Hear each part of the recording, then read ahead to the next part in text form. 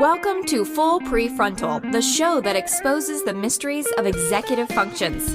This show is a collection of conversations about the role of the prefrontal cortex, which impacts your focus, planning, problem-solving, emotional balance, and independence.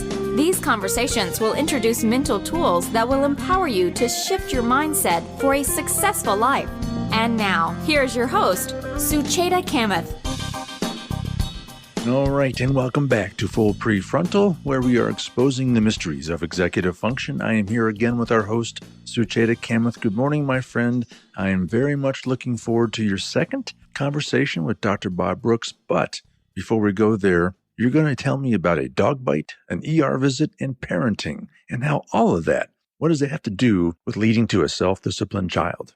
Yes. So let me start with a story of a friend of mine. Let's call him Eric. It was an ordinary Sunday morning at his home, and the parents and three kids congregated in the kitchen for a delicious Sunday breakfast. And suddenly, from nowhere, their beautiful baby boy was viciously attacked by their own domesticated pet dog. As Eric recalls it, it happened very fast. He remembers getting the dog away in just a few seconds, but by the time he pulled his son away, the dog had bitten his son's ear off. So right away, the family rushed to the children's hospital, and Eric's son received immediate attention and proper care.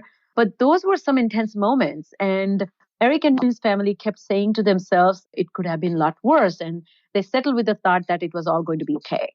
But I could tell that the guilt the dad was feeling to see the young boy going through so much pain and what's to come. Throughout this ordeal, Eric was posting some post on Facebook. That's how I found out what happened next. But you could tell that they were beginning to adjust. He would post some pictures about their fun visits to the doctor and nurses, and even an epic bingo game. The family left the hospital with thumbs up from the doctors, and the prognosis was said to be favorable. Eric continued to post that 3 weeks follow-up revealed that there was progress made, but a much longer road than they had anticipated. Doctors advised Eric to wait until next summer to begin the reconstruction process, which was going to take another 6 to 8 months for the little boy to be fully recovered. So I could see that he and his family were taking baby steps in making the recovery and adjusting and adapting. It was cute. One of the posts, he said that the best news today was that the young boy could now go back to the pool. So they were celebrating even simple achievements such as being able to get into the water. The last post, particularly as I make reference in this podcast, ended with a wonderfully positive note that he says, meanwhile, we will be investing in a world-class headband collection.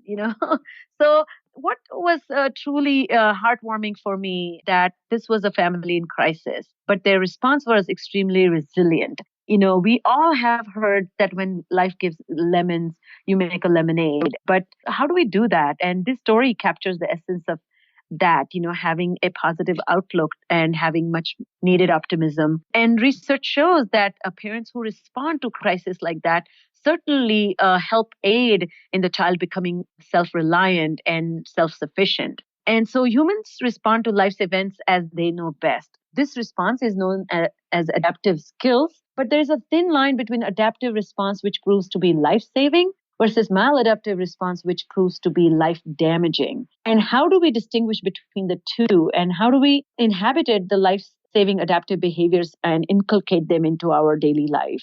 Well, that's what we're going to talk about. And those who heard my amazing speaker last week, Dr. Robert Brooks, he returns to talk about that self-disciplined child. So Dr. Robert Brooks is a psychologist on the faculty of Harvard Medical School. He serves there in part-time capacity, and he was a former director of the Department of Psychology at McLean Hospital, a private psychiatric hospital. He has lectured nationally and internationally and has written extensively about such themes as motivation, resilience, school and work climate, parenting and family relationship, and balancing our personal and professional lives. I personally have heard him speak many times and seen his demonstrations in his workshops and have read, I wouldn't say all 17 books, but at least 3 books really well. He has co-authored and authored 17 books. They include Raising Resilient Child, The Power of Resilience, a Handbook of Resilience in Children, and so on and so forth. So it's my pleasure to have him on this segment today because we will be spending time in discussing how do we help our children or our students become self-disciplined. 17 books. Goodness gracious. Well, like last week, this promises to be yet another important and great episode. So very much looking forward to it. Let's get to it. Here is Sucheta's second conversation with Dr. Bob Brooks. Dr. Robert Brooks, welcome back to Full PreFrontal, Exposing the Mysteries of Executive Function. I am very delighted to have you, and this is our second interview. And this time, I would love to talk a little bit about raising self-disciplined children. So my question was, executive function is nothing but self-directed attention to control impulses, to manage goals, so that the future you benefits from the self-refrain you have shown in the current moment. In the field of psychology or cognitive neuroscience, social psychology, and even education, we use different terms to describe executive function. Since we are here to talk about your expertise as to how to help children become more self-disciplined, how do you see that defined and how do you describe these skills? For me, one of the most important qualities in being resilient is self-discipline, which basically implies ownership for your own behavior. It's the person who's self-disciplined thinks before they act. They reflect about different options that they have. They are often very empathic because they take into consideration how their actions are going to impact on other people. It is just such a basic skill. And after my colleague and I, Sam Goldstein, wrote our book, Raising Resilient Children, we then wrote the book, Raising a Self-Disciplined Child, because we wanted to focus even more on the importance of discipline in being resilient and leading, a more successful life. And that we found that there were key skills in terms of resilience that are really involved in terms of self-discipline, like, thinking before one acts or reflecting on different situations that may arise. And there's a lot of research to show that children who are self-disciplined, the young children, as they get older, are going to fare much better in school and in different situations than children who really act before they think. Given the importance of discipline, there's been some wonderful research, some of it goes back now 30, 40 years, looking at discipline styles used by the adults in a child's life, and only one of which really goes along with helping kids be more resilient. The research showed there was what they call the authoritarian adult. Basically, that was the adult who said, you do it because I'm your mother or father, or I'm your teacher. Very little teaching that went on or learning about why you do certain things. And these were longitudinal studies that found kids who grew up in authoritarian homes often were very poor problem solvers, were more impulsive. Then there was the parent who was much more called permissive. They could be loving parents, but they did not set guidelines or limits.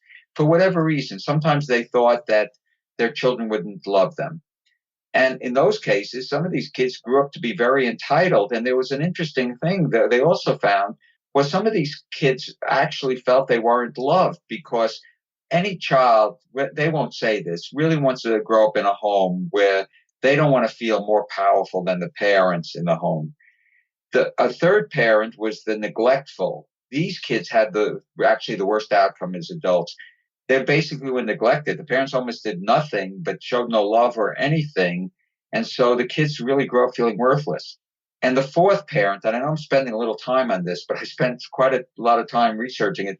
The fourth parent is what any parent or teacher, any caregiver wants to strive towards. It was called the authoritative, not the authoritarian, the authoritative. These were parents who held kids accountable, who felt disciplining children was a very important part of the parenting, process. But they did so with a great deal of love.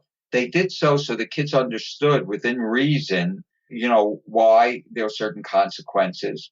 They used what we call natural and logical consequences. These kids grew up to be the most resilient, the best problem solvers. So what I always say when I go over these different parenting or disciplinary forms, I always say, let's strive much more towards the authoritative, because these are the kids who are going to really be much more flexible, much better problem solvers, and take greater ownership for their own behavior. Thank you for spelling each one of them out. So I have a question about this authoritative parents meeting an executive dysfunctional child. Child who lacks the is very impulsive, lacks the self discipline. Loses the forest for the trees.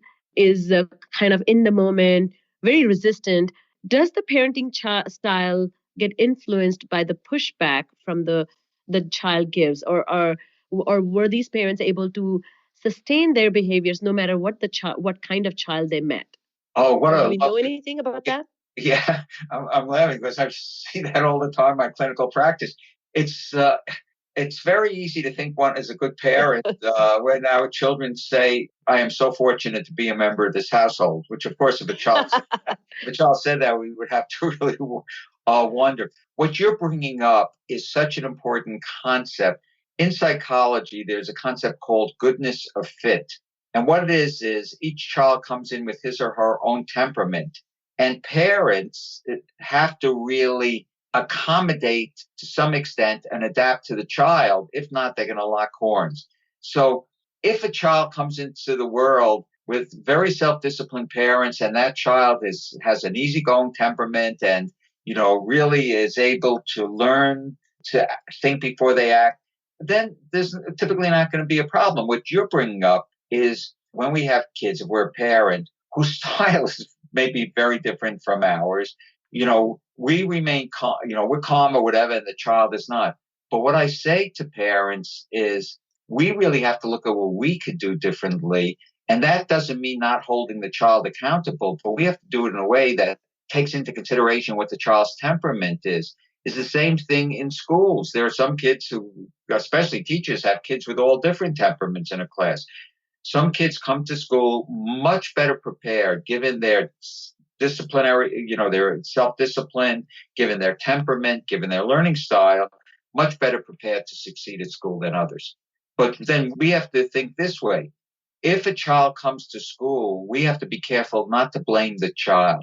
We have to be careful to stop using words like this kid doesn't care. And these are actual words I've heard. This kid is lazy. This kid is unmotivated. Instead, what we have to ask is, how do I meet a child's needs who is not as easily self-disciplined? What are some of the things I could say or do? I've worked with many kids with learning and attentional problems over the years and hyperactive kids.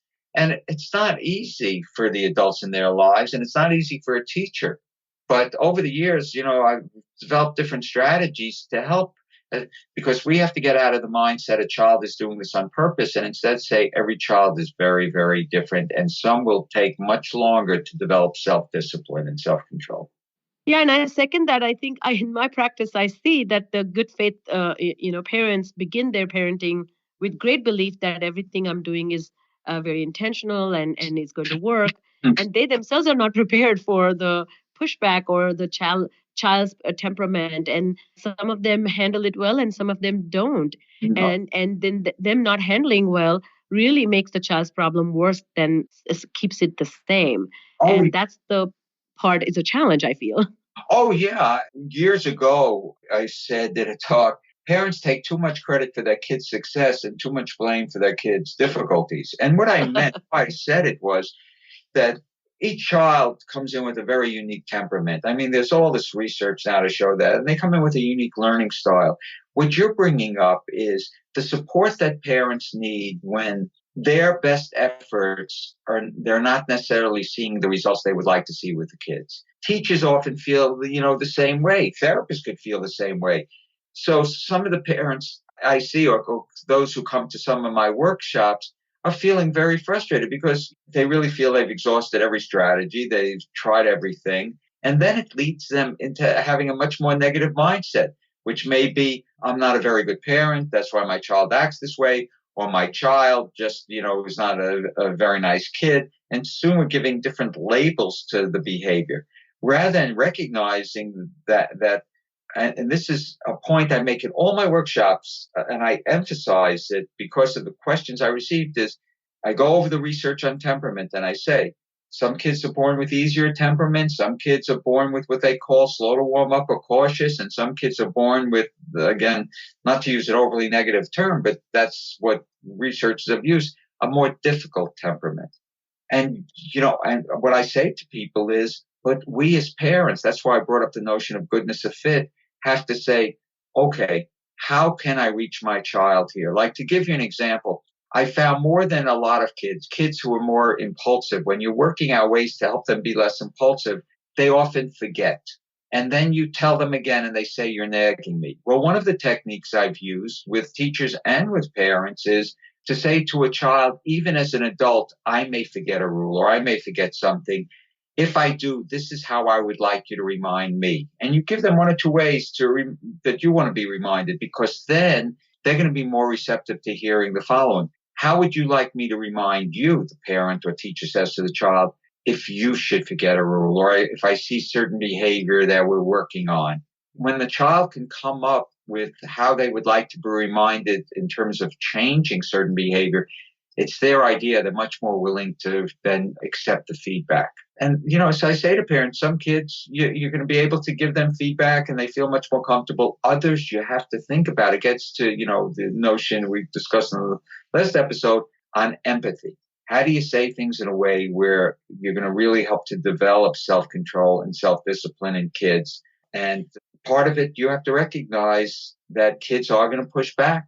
And I always say to parents, try to think of it as this is a kid's style and it's not that they're out to get you.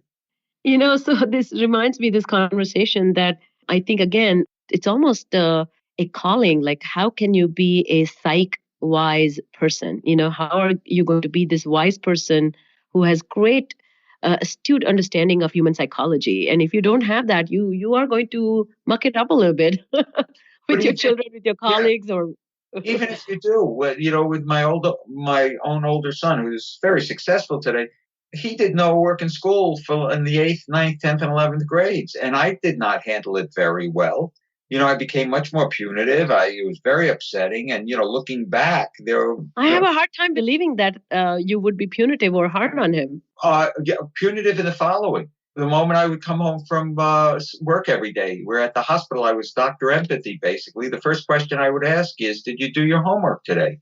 Right away, it set a very negative tone. I kid with parents because they say, well, we say that. I said, well, how would you feel when you came home from work if the first thing your kid said to you is, did you finish all your work at work today? Because if you didn't, there's no television for you tonight. And if you worked harder, we could live better. And people, laugh. But what happens is, it's something I said in the other episode, is it's very easy to be empathic when our kids are really doing what we would like them to do. The true test is when they're not. So instead of being problem solving with my son and saying, what is it we could do? Instead of seeing his strengths, while he wasn't doing his schoolwork, he was teaching reading at a homeless shelter. He was president of the youth group in our town. Oh, wow. So that is the other thing, which I haven't talked as much about resilience, but, I use the metaphor of islands of competence. And anytime we're working with kids or raising kids, certainly we can see the difficulties, but we also have to make sure we never lose sight of their beauty or strengths or their islands of competence. And, the other segment we did about resilience, one of the things I always ask parents is, what do you see as your son or daughter's strengths or beauty or their islands of competence?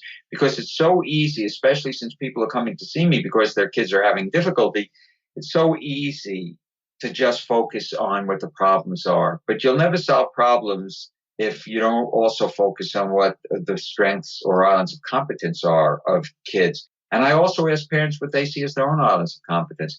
So yes, I was punitive in the sense that I took things away. Well, you didn't do you got a warning slip, then this is taken away. Rather than really trying to sort out what was going on and also appreciating all the wonderful things my son was doing. Thank you for explaining that, because that just, first of all, reminds me that you're a human, because you're an expert, and you sharing your own difficulties with your child makes me feel that, there are many ways I have screwed up with my sons. And as I've developed some wisdom and awareness, I do apologize to them sometimes for being harsh and critical and demanding of them.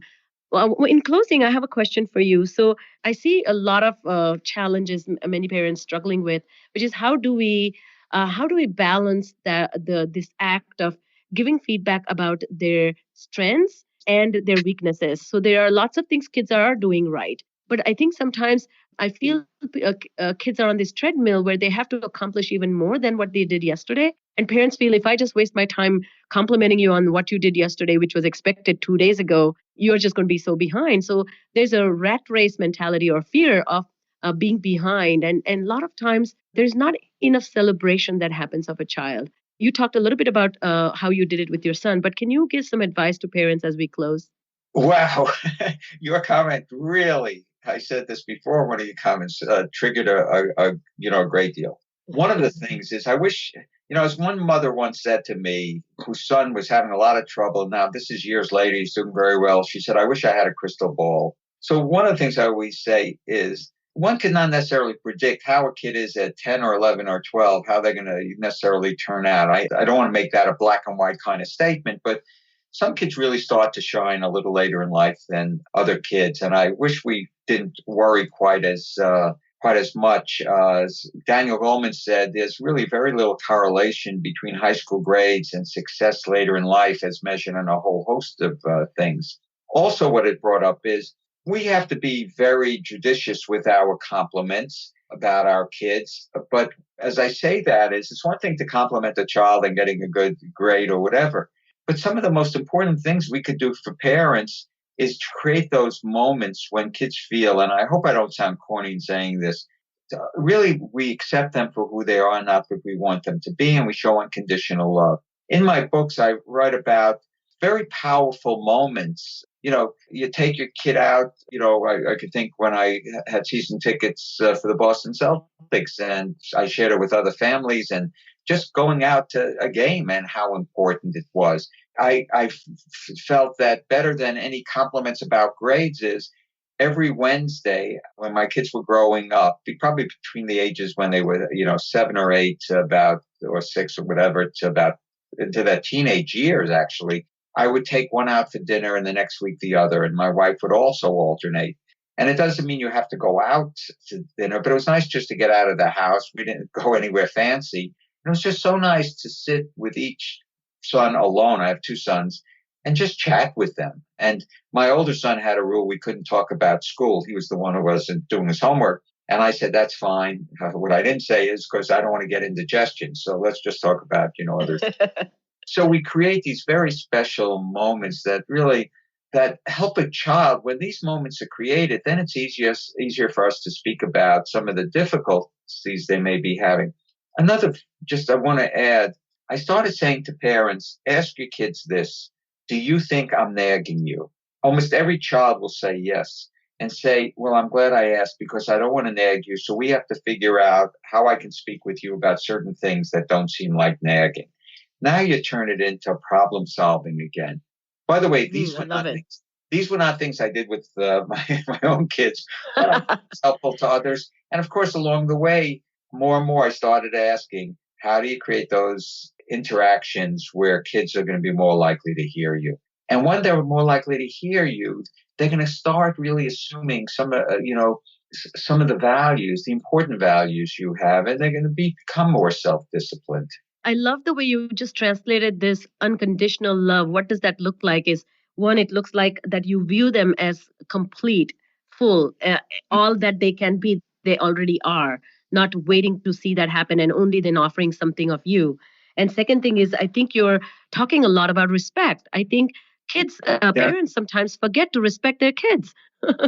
Definitely. It is a certain level of respect. And it's the first part, it's really accepting them. Acceptance doesn't mean, someone said, does that mean you let kids do whatever they want? No, acceptance really has to do with this unconditional love. See, for a while, I had conditional love for my son, my oldest son, Rich. It was almost like, not that I said it, but I acted it. I would love you more if you didn't have all these warning slips coming home on that. But I failed to see other things. And that doesn't mean if he came home with, 4 Fs, I mean, there's a real problem there. He always passed his classes, but it was really, I almost saw it as a reflection of my parenting, the bad things, I'll say, the warning slips. And yet there were so many positive qualities. So the notion of respect is a very, very important one, and it's rooted in our ability to be empathic, understand our kids, and recognize, and this is the last point I'll make, there are many different paths that different kids take for, I'll say, success in life. And there's not one path. I've known kids who were straight A students who had a lot of difficulty and were very stressed out. And I've known kids who, as adults, if you would have never guessed that they were C students or had struggled in school and are doing very well now. So we always have to be careful in assuming that there's one path, that good grades lead to this, or being a great athlete leads to this. There are many factors that contribute to a person's happiness and success in life. Well, Bob, thank you so much for being this wonderful, charismatic adult, not just for your children, but for so many of us out there, and particularly those who are trying to do their best to not just raise kids, but really educate kids and bring out the best in those who are struggling. So I cannot thank you enough for being here today and really sharing your wisdom so generously. So I full-heartedly thank you for coming on the podcast today. Well, thank you for having me. And it's a pleasure to have someone interview me who offers so many insights and comments and makes it easy to be interviewed. So thank you. So once again, that was Dr. Bob Brooks, another stellar conversation with him, Sucheta. Lots to think about here. Lead us off with this idea of help us understand the relationship between resilience and self-discipline. Yeah, great question, Todd. I love these takeaways because they actually compel me to reflect, because when you're with the guest speaker, you are firing your questions, you're responding to their comments, and you're thinking through. But as I look back and I gather my thoughts and share my personal takeaways, as well as I'm here to really help people bring this knowledge into their clinical life, their classroom teachings, or even their personal discipline with their children at home. And I always think, how can we apply this? How can we apply this wisdom? So I think, Bob jumped into this because we were focused on talking about self-disciplined child, but I want to kind of connect that back a little bit more concretely to resilience. So let me start with the overview of the concept of resilience, because in this podcast, the concept of self-disciplined child has the foundation of resiliency. So resilience in literature typically refers to children who have demonstrated capacity to overcome difficult situations such as poverty, abuse, neglect, or even academic failure in such a way that they have moved on to lead more satisfying and well-adjusted lives. The key ingredient to their success has turned out to be a resilient mindset. Such a mindset includes characteristics and skills, including the following. They believe that there is at least one charismatic adult, who relates to their plight and offers unconditional love and is always present with great support and encouragement. And this presence is palpable to the child. The second key component is that these children are optimistic and they view mistakes as an opportunity from which they can learn. And they don't look at mistakes as something that's permanent and a trait about themselves. The third thing is they are self-aware and they have great sense of their strengths. The next thing is that these kids are excellent problem solvers. And the last and the most relevant to our discussion today is that these kids demonstrate great self-discipline. And so, Bob explained, and I'm quoting here, that a self-disciplined individual is the one that takes ownership of their own behaviors. So how do they demonstrate that they have taken ownership? Number one, they think before they act. Number two, as they think, they reflect upon the myriad of choices that they face and they evaluate them very carefully. Three, they review and determine the best option. They're not impulsive to choose the first one and move on.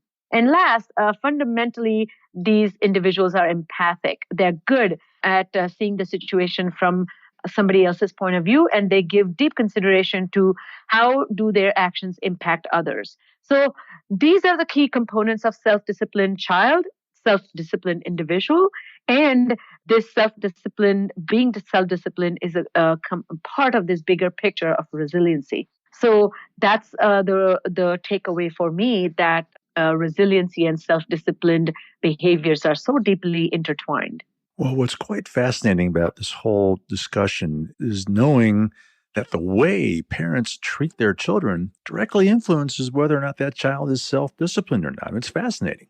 Yeah, and it's always fascinates me in my practice that when parents bring their children and they have particularly they always come to me because they are struggling, they are impulsive, they don't have good habits, they are a little bit difficult to deal with, they have a lot of failures in academic context, but they're not motivated to fix them, and the parents bring them and present them as if look at all the problems that my child is facing. And I have to be very gentle and careful, but I also like to remind them, just like Bob was talking about, that there are certain elements to their disciplinary style that's impacting the way the child is responding to his own inabilities or challenges, And so I know this is a little repetitious, but it'll be great to just talk about these four kinds of parents or adults that he was talking about. One is the authoritarian, second was the permissive parent, the third was neglectful parent, and the last one, but the most critical one, the authoritative parent. And what I find in the first three that doesn't cast the right impact is they lack the wisdom in parenting in a way. So going back to that self-disciplined child who knows how to think before he acts, who knows how to view options and who has a tremendous capacity to take other points of views into consideration. But authoritarian adult is always very preachy. He believes that I'm right and you must follow me. There's no explanation provided of how to follow and why to follow what's been advised. And so as a result, the child turns out to be a poor problem solver. You take the permissive parent, who is afraid that children will hate me, if I'm a strong parent, or they actually they don't set any guidelines or limits on these children. And what ends up to be is that the children actually turn out to be more entitled human beings. But unfortunately, the underneath the surface is that these children don't feel that they were loved. And that's such a loss because that is not the parent's intention. But the way it affects the self-disciplined nature is that these children develop this understanding that they have more power in a relationship and they don't mind taking advantage of that and not work hard, because being self-disciplined is saying no. And who wants to say no, right? And the third kind of parent, of course, that doesn't work is the neglectful parent who doesn't have any expectations and doesn't have any supervision or guidelines. They are disengaged parents. And of course, that's a terrible idea for teaching the child or modeling for the children how to solve problems. And of course, so that leaves us to this authoritative parent who has it right. They are very invested in their child, but they are very clear about the expectations. So that's the right way to go. And I can say, I was raised by authoritative parents. It was not a picnic, but I was explained a lot of life principles, and I was shown why things matter and how we should care and how to be good people. And I was always, parents came back and checked on me whether I did what I was supposed to do or not. And there were consequences, there were punishments, and there were reprimands, but they did not fail in the domain of unconditional love. So yes, I have personally firsthand experience in this domain. All right. So in the conversation, Dr. Brooks was also talking about temperament and goodness of fit. So what are those and how do they relate to one another? Yeah, I love the reference Bob made to the concept of goodness of fit. Each child presents with a unique set of skills, gifts, and temperament, which influences their response style. Certain types of temperaments eventually formulate, in my opinion, the fixed mindset. I've had this guest, Sam Goldstein, who has co-authored the book on self-disciplined child. And in one of the articles that he wrote, Dr. Goldstein describes the temperament finds its origin from the Latin word temperamentum, which is a correct mixture. And he says that temperament consists of the inborn qualities that children bring to the world. Just as children possess different physical and cognitive features, they also possess different temperaments. And these inborn qualities determine how children will respond to the world and in many ways shape and influence the way the world responds to them. Temperament impacts children's style of learning, their strengths, and their vulnerabilities. And I took that segment from his article because I think it really, really is important for parents, educators, and specialists to pay special attention to that. And in their book, Raising Resilient Children, Dr. Goldstein and Robert Brooks talks about 4 steps to help parents understand and accept their child's temperament. And I'll just walk people through this. Uh, I'll have a link to this article as well in the show notes. But here they are. Step 1 is to become educated. Learn what kids are incapable of and stay away from making assumptions that inability equals willful resistance or manipulation on child's part. Temper your expectations. That's so critical as parents. Step 2 is measure your mindset.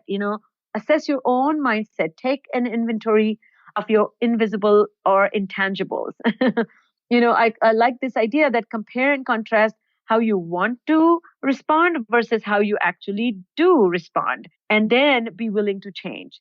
The third step that they recommend is make necessary adjustments. And that's another very intriguing component, that in order to develop resilience, you have to demonstrate resilience. Or in order to promote resiliency, you have to demonstrate a resilient or adaptive adjustment yourself.